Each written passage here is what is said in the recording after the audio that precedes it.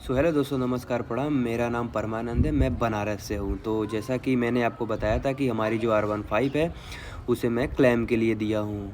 तो आज फटाफट से सुबह-सुबह एजेंसी से कॉल आ जाता है 11 बजे कि आइए अपनी बाइक ले लीजिए। तो हम फटाफट से राहुल भाई को लेने अपने पैशन प्रो से चले जाते हैं। तो आगे जाके पता चलता है कि राहुल भाई रोड पे खड़े हैं, राजा भाई। तो यहाँ से राहुल भाई को मैंने बाइक चलाने के लिए दे दिया। मैं बैठ गया पीछे क्योंकि मुझे ब्लॉग शूट करना था, बनाना था।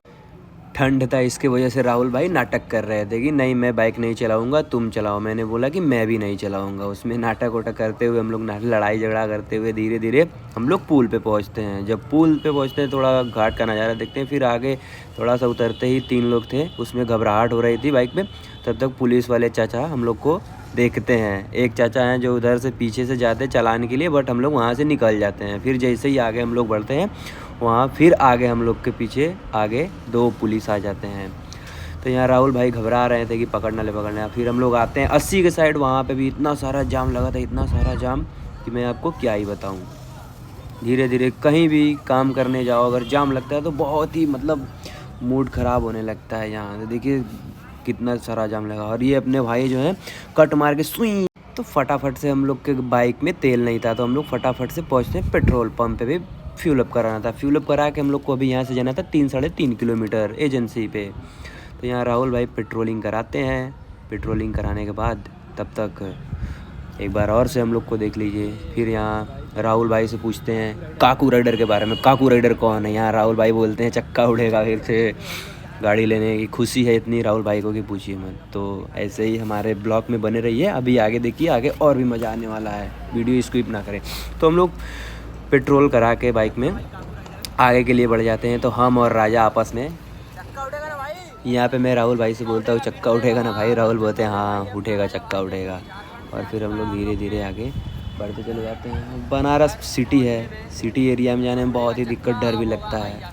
राहुल भाई से बाइक भी नहीं चल रही थी, घबराहट हो रही थी। ये बार बार बोल रहे थे कि तुम चलाओ तुम चलाओ, लेकिन मैं नहीं चला रहा था। मुझे वीडियो बनाना था, ब्लॉगिंग करना था, इसलिए मैं बाइक नहीं चला रहा था। और राजा भाई को तो आता ही नहीं बाइक चलाने के लिए। तो बने रहिए वीडियो में, और आगे भी मज़ा आने वाला है। हम लोग धीरे धीरे और आगे पहुँचते हैं। हम राजा ट्रैफिक तो समझ ही रहे हैं, यूँ निकल जाते हैं हम लोग। ट्रैफिक लगे या ना लगे कोई मतलब नहीं है उसका, हम लोग निकल ही जाते हैं। आइए आपको दिखाते हैं एक ब्लॉगिंग करते टाइम एक थार वाली जो मिली है वो हम लोग को देख रही है। क्या राजा भाई? हाँ भाई देख रही है। अभी इसकी माँ जो देखे ये अपना काकू राइडर है, काकू राइडर। हम लोग आगे बढ़ते हैं, तब तक ये भाई मिल जाते हैं। इनके पास भी R15 B2 रहती है। हम लोग से बात करते हैं, बताते हैं अपना यूट्यूब चैनल हम लोग का भी, अपना भी पूछते हैं तो हम लोग अपना बता देते हैं।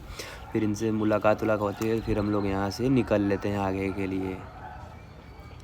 भाई भी, राहुल भाई जो है बार बार बाइक बंद कर दे रहे थे और बोल रहे थे कि मैं काकू राइडर हूँ, काकू राइडर। तो जैसा कि हम लोग यहाँ पे अभी क्या कहते हैं रथ यात्रा पहुँचे हैं। रथ यात्रा एक बहुत ही अच्छा सिटी जगह है। यहाँ पे हम लोग पहुँचे। राहुल भाई से यहाँ भी बाइक बंद हो जाती है, बार बार राहुल भाई बाइक बंद कर देते हैं।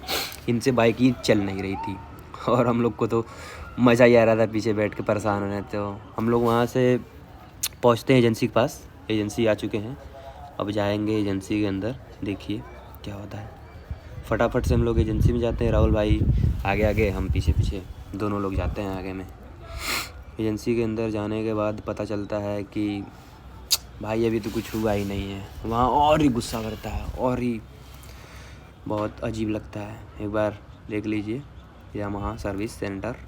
हम लोग पहुँचते हैं अंदर, राजा भाई राहुल भाई दोनों लोग साथ में, मैं पीछे पीछे।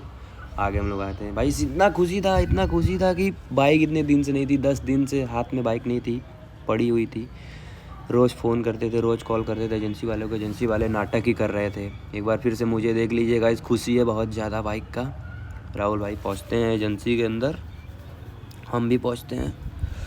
तो एजेंसी में आने के बाद गाइस देख लीजिए, यहाँ पे बिलिंग कराना था, बिलिंग कराते हैं। बाइक हमारी यहाँ पे खड़ी होती, बहुत ही ज़्यादा ही डस्ट गाड़ी पड़ चुकी थी। अच्छा नहीं लग रहा था मुझे देख के। रिएक्शन देख सकते हैं गाइस कैसा हो सकता है। अगर घर पे होती मेरे पास तो ऐसे नहीं होती, बहुत ज़्यादा ही डस्ट पड़ा होता है। फिर हम लोग यहाँ से फटाफट से आते हैं बिलिंग कराने के लिए। इन भैया से बोलते हैं, ये भैया हमारे ही काम में बहुत व्यस्त ज़्यादा रहते हैं कि हाँ भैया आप ही कर रहे हैं, आप ही कर रहे हैं। यहाँ पे करने के बाद एक बार अपनी चाबी दिखाते, वो हमारी चाबी थी। कब उतना ये हो रहा था कि मेरे हाथ में कब आए, मैं कब अपनी बाइक चलाऊँ। तो वहाँ से फिर बिलिंग कराते हैं।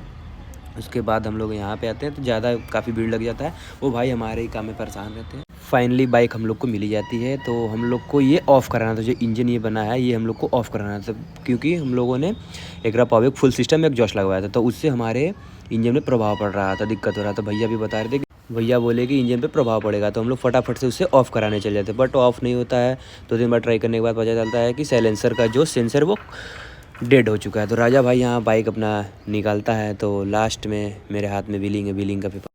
फाइनली गाइस अपनी बाइक अपने हाथ में आ चुकी है। तो देख सकते हैं चलाने में बहुत ही अच्छा फील हो रहा था, बहुत अच्छा मज़ा आ रहा था गाइस। तो अगर मेरी वीडियो अच्छी लगी हो तो भाई लाइक करना, सब्सक्राइब करना, चैनल को भूलना मत, सपोर्ट करना गाइस।